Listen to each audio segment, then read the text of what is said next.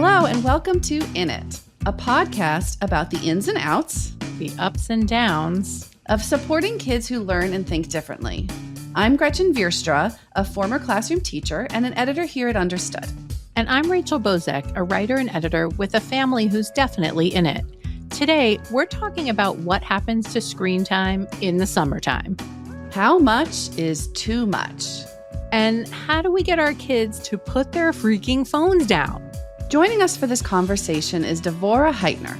Devorah is the author of 2 books, Screenwise, Helping Kids Thrive and Survive in Their Digital World, and Growing Up in Public, Coming of Age in a Digital World. She speaks widely at K-12 schools on all things screens. We are very glad she's going to help us with this summertime challenge, and might I say year-round challenge. Yes. So, Devorah, welcome. Thanks for having me. To get us started, Gretchen and I want to just lay out the problem as we see it. So it's summer, school's out, and for most of us, there's going to be some stretches when our kids have way more unstructured time than they have during the school year. And that may mean that they start to spend even more time, if that's possible, on their devices, at which point parents may start to feel worried or guilty. And what exactly are parents worried about? Gretchen, help me out here. Yeah, well, parents like myself and you were worried about, things like, are kids developing an addiction to their devices? Are their brains turning to mush? How is it negatively impacting their mental health? Are they just going to sit around and eat chips and be on their phone all summer? Other thoughts, Rachel? I feel like that's a good list to start with. But, also, are they going to feel bad when they see what other kids are doing this summer? If maybe they're not having such a fabulous vacation on some island, or, also they're just not interacting with us during that time. That's right. And sometimes that's, what we're going for. But a lot of times that's not what we're going for. So, Devorah, talk to us. Are we missing anything from that list? What do you think? I think a lot of parents are worried that it's going to be really dysregulating, or that kids will have negative social experiences or see content that isn't appropriate for kids or teenagers, or is misinformation. And I think people are worried also maybe about sleep. And even though summer sleep schedules tend to be more loose and maybe we don't have to be up and out as early, I think none of us want our kids to turn, completely nocturnal, be looking at screens all night. So that might be another issue that comes up. And then, parents might worry about negative social interactions, bullying, feeling left out, all of those kinds of things. And just having a little too much time to kind of maybe look at social media or look at YouTube or spend time on Discord or gaming more than is in a good balance with other activities like going outside or being with friends in person, et cetera. Yeah. So as parents, what are we getting wrong when we worry about our kids and screen time? For example, I know a lot, what comes to mind is just the time, how much time? Are we getting things wrong when we're worrying about this? I would think about the time a little differently. A lot of us really do want to sort of measure the minutes or hours, but I would think more about the kind of qualitative experience, especially if your kid is doing something creative or engaging that is bringing them joy, bringing them some learning, bringing them some skills, like if they're learning how to cook or do something useful. I would put that in a different category. Mm-hmm. And I may want to set up some time in the summer to help kids translate what they're learning online. Like say your kid is looking at cooking videos, can you remind them or go with them to the grocery store and help them set up to buy ingredients to actually cook, right? What can you do to help them translate some of these online interests that they might be pursuing? And even what can you learn about your child from their online interests? Oh, I never knew you were interested in teaching yourself Romanian, but I see you're doing that on Duolingo. Tell me more, getting curious about what our kids are interested in. And also looking at the quality as well as the quantity of screen time. Now, we still might want our kids to go outside, spend some time with friends in person, do things that are not tech. But I would look really differently at just mindless scrolling or looking at things that are problematic. Obviously, that's something I would want to step in and externally regulate, whereas I might let my kid do more self-regulating if I saw that it was a more positive pursuit and kind of see how that went. Because for some of our kids, this can be their special interest. It could be Minecraft or programming in Scratch, or making videos is your kid's special interest. So any special interest, you would still probably keep them from doing overnight every night to the point where they're not sleeping, but you might be Right. more flexible around a strong interest that seemed to be feeding your child's sense of self or skill set for life versus something that maybe was taking them away from things they needed to do. My follow-up to that is because I totally hear what you're saying, that there's quality, right, that we should be measuring. I think for parents, at least for me, what can be difficult is like my kids, we have app limits, right, on their phones. And then when they reach a certain time, bing, bing, they can't do it anymore. And my child will often come to me and say, yeah, but I was looking at a volleyball tutorial and I was working on this. And so it's hard, right, to say like, well, they've been on this thing and half of it may have been mindless scrolling, but now the last 10 minutes, they're actually using it for something instructive. Like, how in the world are parents supposed to like handle this? I think you have to pick your battles and fight to win. Maybe the battle is about sleep, and that becomes really important because our kids' physical and mental health, sleep is so crucial. And we know that sometimes people do hyperfocus. Neurodiverse kids and teenagers and adults can really hyperfocus. And sometimes night, like I have found, like night is a really great writing time for me, but I still have to cut myself off maybe at midnight or 1 if I want to be somewhat on par with my family. Like I don't want to go, again, full nocturnal. So maybe if your kid is older, you can let them self-regulate around sleep, but you might want to unplug them at a certain point or help them make decisions around health and sleeping and waking with an eye to, hey, you're going to be back on a daytime schedule with school. Like, can we keep day and night a little bit delineated even over the summer? What does that look like? Or if we're going to go on a family vacation, you cannot sleep in the hotel room all day while we're out doing tourist stuff. Maybe you can skip the 7 a.m. thing, but you're going to come with us to the 10 a.m. thing, right? So like just having those kinds of conversations with kids and then deciding what you aren't going to fight about. Maybe there's going to be weekend days in the summer where you're not really going to regulate the ways they use tech unless it, maybe you don't mind about the mindless scrolling, for example. It's another thing if your kid is like has a gambling addiction or a pornography issue. Like I think there are situations where any parent would want to step in and others where it's really a judgment call of like, okay, maybe this isn't the highest and best use of my kid's time, but how did I spend summers when I was a tween or teen?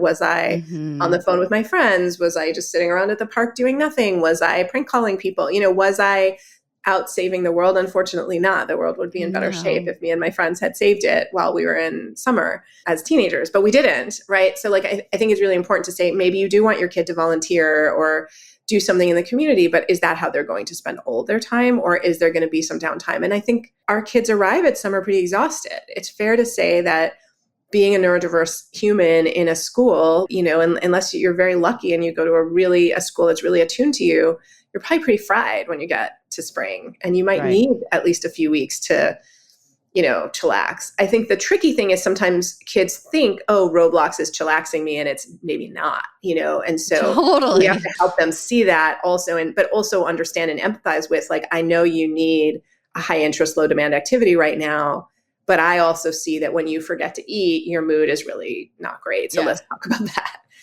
that. Follow up to that for a sec, to the quality of what they're viewing versus quantity.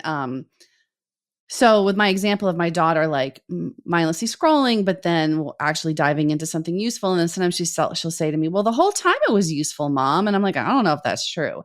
I mean, how do we know what they're actually looking at? Like, we're not supposed to hover over them, right? And see what they're doing.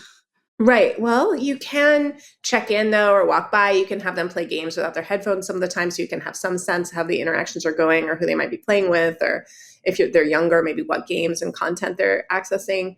And you can also have a conversation, or you can ask your kid to show you some of their top YouTube channels or, top games. And you can say, look, I know you're pretty invested in this. In order for me to feel comfortable with you spending this kind of time on it, I need to have some idea what you're doing. I don't need to have a play-by-play. I don't need to be here every minute, but can you show me some of the channels, or can you show me the game you really like on Roblox, or show me how Discord works so that I can understand? And then the good thing is you're also having a conversation with your child about Discord or Minecraft or whatever it is. Mm-hmm. Yeah. Okay. Yeah. And I know there are some settings, I know on the iPhone, where you can kind of put in the age that the child can only access apps that are for up to a certain age, so they can't get, 18 and up apps or, whatever it may be. I mean, I think the tricky thing, of course, is there's pretty easy to get around that stuff. So you have to kind of trust but verify, trust but be in the conversation. You can't totally rely on those things to work. I mean, the younger your kids are, maybe, but there's YouTube videos about how to get around all this stuff. So I think it's important to understand that you can use these limits and they are helpful and they can be helpful as a reminder. I mean, I know how to get around screen time on my iPhone, but I still set it for myself. And it's like a reminder to turn it off at a certain hour. I absolutely have the password and can, but when my phone goes gray at 10:30 at night, it's a good reminder, like, oh, maybe I should go to bed, right? Right. So I think we have to look at it more as a speed bump than like a fully effective guardrail for most of our kids, especially if they're tech savvy. But that said, having the conversation with them about, this is my expectation of you. And there really is stuff out there that's not just not for kids, but really not good for any humans, really violent, really scary, really will change your experience of yourself. Like, like could be even really traumatic to see. And it's important to try to not scare our kids so much that they won't tell us if they've seen something like that, but also make clear like what the stakes are and that we all need to kind of protect our own mental health and also protect ourselves from misinformation.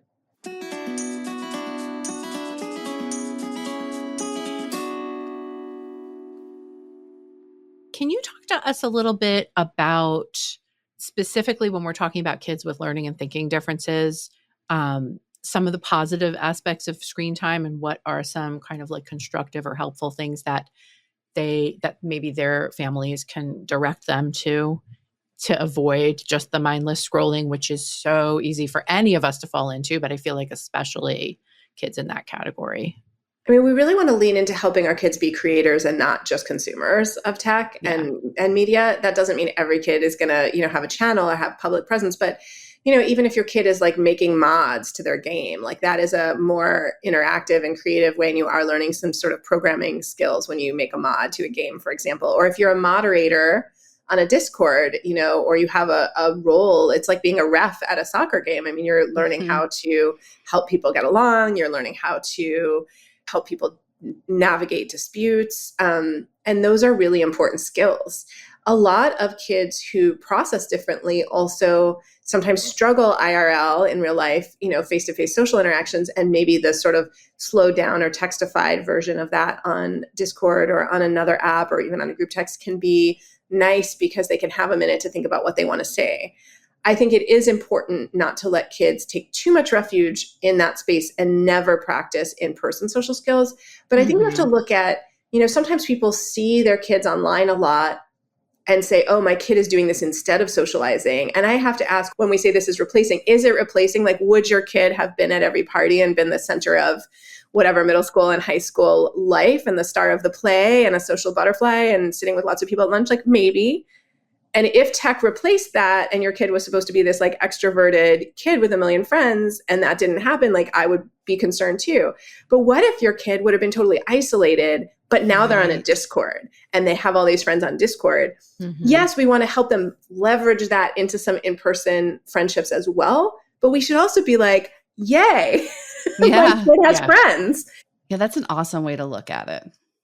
And if the friends come over, which you might want to encourage your kid to do, you might also want to say like, hey, why don't you allow like 2 hours to play Minecraft together and maybe like an hour to go outside, or an hour to play a board game. Like a board game is a really nice bridge for kids who love video games because it's still a game, it's still got rules, but it's a different set of interactions and a different set of experiences. Yeah. Transition to a board game.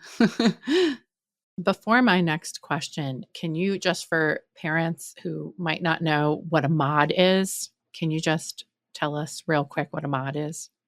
Sure. So there's different ways of playing games, and say you have a certain level in Minecraft or a certain experience, you could modify that and have your very own modified version. And some kids have even created and sold modified versions of games, right? So there's a whole like sort of intellectual property. And to be honest, I'm not an expert gamer enough to like know some of the details about this, but I've known a lot of kids who really have learned a lot by kind of going into the back end of their games and making changes.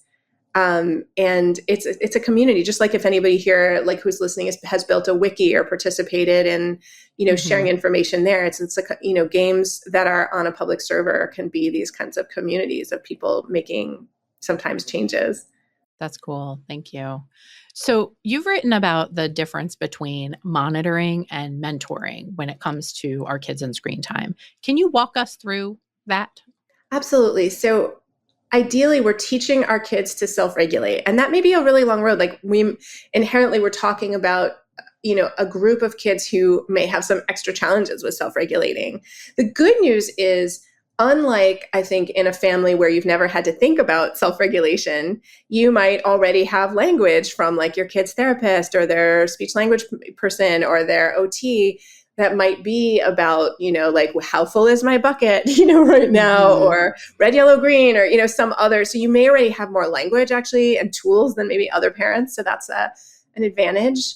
And just leaning into teaching kids how to self-regulate around tech, noticing how you feel in your body when you're using, different apps, when you're playing games. Like, do you get really mad to the point where you want to like throw the controller? Maybe this isn't the right game for you to be playing right now. Maybe you need to take a little sensory break and do some push-ups or drink some water, right? So what are the sort of options that you have when things are difficult? And same thing with social interactions. When we want to teach kids, how do we teach kids to manage impulsivity, which, you could really nuke your sixth grade life on the sixth grade group text if you respond really impulsively too many times to the group text. Yep. I mean, all sixth graders will sometimes, but, I think it's fair to say too, that if you have a kid who takes, well, this is not just mentorship over monitoring, but I'm just going to say this because I think this is an important thing to share. If you have a kid who takes meds and they're interacting online, and predominantly they're doing it in the evening when the meds have worn off and it's not going well, even though sometimes we want our kids to interact online after they've done homework, we may want to think about doing it when the meds are in place, because especially if they're a new user. So you're going to like throw your sixth or seventh or eighth grader into that new group text situation, or even a fifth grader, or into Minecraft or whatever. We may not want their first foray if they're in a situation where meds really help them socially. We may want their first online social situations to also be when the meds are working at full strength, not when they're wearing off or off completely. But that's not really mentoring over monitoring. That's just like a hot tip from me. Mentoring is like thinking about that yourself, but that would be something even to say to a high schooler who's going to be more under their own steam and making their own decisions, to say, hey, of course, you're going to sometimes text when your meds have worn off. Like, that's not a realistic expectation for life. But if you're in a really difficult situation, say you have to send a really hard email to a teacher about a situation, maybe try to do it when you're feeling more regulated. That might be when your meds are in place. That might be when you've remembered to eat. Like, you don't want to do it when you're not in your kind of best frame. Well, that's a great tip. So do you have any other tips or hard and fast rules that you recommend to families that they put in place around screens? I mean, I do think sleep is a hill to die on, as much as you can control that, which is, harder and harder to do as they get older. But most kids have a hard time, neurotypical or neurodiverse, have a hard time self-regulating around connected devices in their bedrooms overnight in relation to sleep. And so this is something that I think all families probably want to be looking at, and also thinking about what we model. Like, if our kids are little and they're climbing in bed with us in the morning, are they climbing over chargers to get to the parents, right? And that's telling them like, oh, what we do is we all sleep in a nest of tech. Oof. And that might not be what we want to model. So one more rule, you've also mentioned no phones at family meals. So like, how strongly do you feel about that? I think most of the time it's a good way to go. Lunch is a time during the school day where I would love to see kids put their phones away. I think it's hard to make that happen. But you want kids to be using that time to interact face to face. And it's such a limited time in the day, really, when they're encouraged to interact. And there's so little of that in school. So I think that's something schools could think about. How can they encourage that? I mean, maybe it's taking the phones away, but maybe it's just getting kids to even think about it. And certainly your kid can be the leader in their friend group, but it's hard to be there all by yourself, sort of waving that flag. Oh, it sure is. Oh, totally. And I think different schools have like different school levels, even within a district, have different rules. Like the middle school might say like no phones are out during the day at all. But then at the high school, it's a little bit of a free for all, and it kind of depends on the teacher. And again, for an introverted person, it could be a refuge. And it could be, maybe you don't know anyone in your lunch period, or maybe you socialize for 20 minutes and then you check your phone for 10 minutes. I mean, I think it really is important for us to not just judge, but to observe and be curious. There are times where I look at stuff and I'm like, oh, this dismays me, or this makes me worried. Or I think about my experience in college where we would just shut down the cafeteria, like they'd be kicking us out of dinner because we were sitting there talking and they're trying to like close the dining hall. And I'm like, is that still happening now? Or are people just checking their phones and leaving? Ugh. Yeah. That is a sad thought. It is, isn't it? But at the same time, again, I think about the introverted kid who would have been at the cafeteria, with the book. And I'm alone. like, is it, Yeah, I know. Is it okay that they're reading the news? Like, I think so. I hope they also get to talk to somebody in high school. I hope they meet somebody who they want to talk about the news with, but yeah. I just think it's important to not always put a very specific frame on like what socializing should look like, and to be open to socializing, looking a couple of different ways, and also not foreclosing options by not teaching our kids the skills. I mean, that's the other thing is we don't want our kids to be unable to make choices around that. Yeah.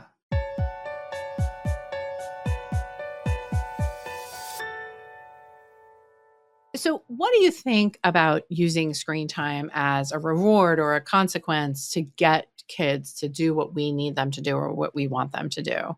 I mean, like all rewards and consequences, I think in the short term, it can be effective. And in the long term, it kind of leads down a road that I think a lot of people have found doesn't work for them. I'm not a child development expert. I really am more focused on kind of media and tech in particular. But I think especially because tech is so ubiquitous in kids' school lives and other things, it also gets really tricky. I do think if you're into the sort of long-term rewards, and again, this is just not part of my own parenting really at all, but I do know people who've like been like, okay, like we're really working on this big scale. And like now you can buy like with your Steam points, like a new game or something. And I think in that way, I've seen it work for some families. But I think if we're like every day, like 5 more minutes, I just think that gets really tricky and also really hard to keep track of. And it also just exhausting. It's exhausting. It makes the tech this prize when it's really a ubiquitous tool that we use in our lives. When I'm using my phone to like navigate for directions to find the airport in a new city, that's not like a prize that I earned for like being really great today. So I just feel like it's very confusing with kids. Like then I take my phone out and I'm like navigating on it, but like, what did I do to earn my phone time? Like I don't know. Yes, that has actually come up in my house in recent days where I'm like, okay, I think that's been enough on the phone. And it was like, oh, well, let's see how much time you spent on your phone. You have those weekly reports. And I was like, well, I pay for all the phones. Like that. Right. I'm not saying it has to be minute for minute the same, but I do think all of us as adults need to be really looking at our own tech time because it always seems necessary. And so many of us work from home and have a very messy boundary between work and family life. But as much as possible, we should ideally be modeling some unplugged time with our kids and spending that time doing other things, including modeling that it's okay to be bored. It's okay to take a minute between activities and not check your phone. You could even go to the park, and leave your phone at home. And I think for a lot of us, it feels like that's nuts, but you could do that because in fact, if you live in a relatively dense area, like I live near Chicago, there'll be someone out there to call 911 if we really need it. Right. Yeah. I want to ask a question less about screen time and more about what to do with some of the online content that our kids might see. And since you're an expert on that too, I want to ask this. So recently, my daughter saw something very disturbing on TikTok. And like her TikTok feed is mostly the things she's interested in. And I know those are very benign things like slime or like volleyball videos. But she saw something which was related to a school shooting. And it was very graphic according to her. And she told us about it and she was very distraught and had trouble sleeping. And it just had a lot of impact on her for the rest of the weekend. And in my case, like I'm so grateful that she told us about this thing and wanted to, have us help her. But at the same time, I don't actually know what she saw. I don't know what was in it. So I couldn't say dismiss it. I couldn't say, oh, it's all fake news. And you don't want to go looking for it with her because that'll tell the algorithm you're interested in content on that. Exactly. So, what was I don't know if you have any tips on what parents can do if this happens to them. I didn't really know what to do. I mean, I think saying, I'm so glad you told me, and I'm so glad we're talking about this. Like not being sort of punitive, because kids are sometimes scared, like, oh, I'm going to never get TikTok time or Right. YouTube time because I saw this thing. According to her, it was just happened so fast that she couldn't stop it. That was the other thing. Because my first question was like, well, why didn't you stop it? It is really fast. So it's not her fault. So I think letting her know it's not your fault. Thank you for letting me know. And just like, if you need to talk about it, I mean, there are kids who, depending on what they've seen or what they've been looking at, especially if kids find things and then look for more things because they are sort of fascinated, even if they're repulsed or upset, may need to talk to a therapist or may need to talk to a mental health professional or a counselor at school to help them process what they've seen. They may want a new rule. They might welcome a rule that says you can only look at TikTok in the living room for a while. Like, you're not going to go up in your bedroom and look at it. You could say, like, do you want to take TikTok off your phone for a week and just take a break from TikTok? And again, this wouldn't be like about, and this is why I think if you've made it a reward and punishment in the past, then that gets really tricky. Because your kid didn't do anything wrong. Right. And you're not saying that, but you are kind of saying, hey, like, this app has some pretty gross things on it. It has some really fun slime videos and dance videos and some other stuff. Yeah. In my daughter's case, again, I'm really thankful that she told us about it. But I imagine there's lots of kids that get exposed to really disturbing things and they don't tell their parents. So do you have any suggestions for how to talk about that potentially happening with your kid, or to know that they might be potentially seeing some damaging content? I think you have to assume that they have. I think you have to assume that by middle school, they may have seen something pornographic. I think before then, they've probably seen something violent. And to really talk about that. When I go into 3rd and 4th grade classrooms, I'll ask kids, raise your hand if you've seen something that wasn't for kids. And they all raise their hand. Okay. So just assume and make so that we should be talking about it from the get-go. Absolutely. And then talk about too, like what to do if your friend sends you a meme, what to do if your friend sends you a picture of a nude classmate. Like, I mean, I wrote a lot about sending nudes and sexting and growing up in public. And this is an issue for, again, all kids, whether or not they, identify as neurospicy or, differences in thinking, right? Like but all kids are in a world where someone could show them something like that. Even if you have a kid who would never do it, you feel like they're shy, they're modest, they would never send a nude. They still might have someone else send them a nude or ask them for one, right? Or someone could airdrop the whole cafeteria a nude. Oh, that would be such an awful thing to happen to you. So lately there's been some debate as to whether it's screens or something else that is causing or contributing to the kids' mental health crisis. Do you have any thoughts on this conversation or debate? I think there are a lot of reasons that kids may not be feeling great. I also think that there's significant evidence that we're asking kids more about their mental health, and that is resulting in more kids self-identifying as struggling with their mental health. And I think the fact that we're asking and we're curious is good. I think the fact that we can't always then support kids who come forward or say on surveys that they're struggling is a problem. So we're asking, that's great. I'd like to see services for all those kids and available in every school and in every community at, sliding scale, et cetera, and just very accessible. And we don't see that.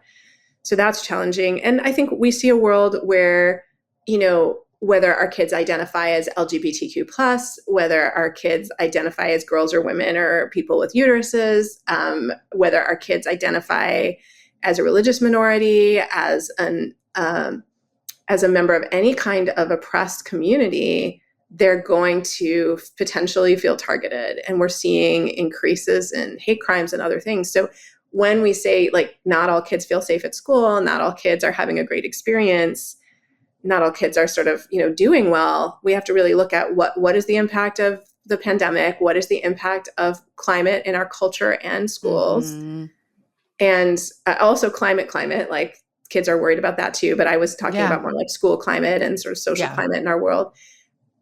And all of those things are affecting our kids and the way they see themselves, the way they see their future opportunities, whether they feel safe or not.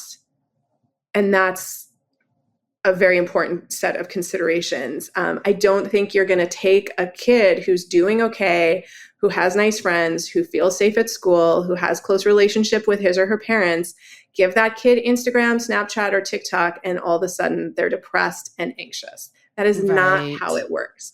Can it exacerbate sometimes some things that are already going on? If a kid is struggling socially, if a kid is already feeling depressed, if a kid is already struggling with body image, can social media sometimes act as an intensifier to those things?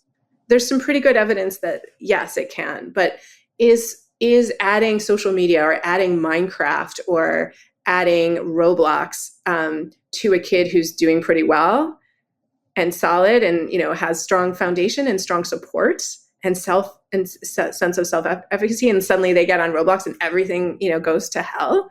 That's not what we're seeing. There's not evidence that just adding screens is like the secret thing that's making kids feel bad and that these other things don't matter. Screens might be where you hear about a school shooting though. Yep. Mm-hmm. And that's where it might be really traumatic. But is TikTok traumatic, or is it traumatic to live in a world that has school shootings? Like, I think we have to really ask ourselves that question. Yeah. Well, this has been a great conversation. Yes. Thank you. I feel like I could talk to you for 5 more hours. Yeah, I know. I really appreciate that. Well, I love what you do at understood.org, and I love the podcast. So I'm really honored to be part of the conversation. Thank you. We're so thankful that you joined us.